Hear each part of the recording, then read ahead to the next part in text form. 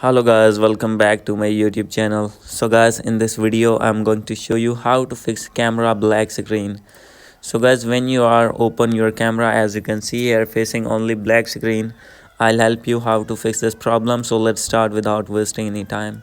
So guys, simply you have to open your settings first, scroll it below, and guys from here you need to here the option of general. You have to reset your phone only settings, and guys after doing this your problem will be fixed. And guys, the second step is that you need to follow is software update. You need to update your iPhone to latest iOS version. And guys, third step is you have to do some settings on camera. As you can see here, simply you have to open your camera, click on preserve settings. You need to turn on this camera mode. And guys, after doing this, after doing these settings, your problem will be fixed.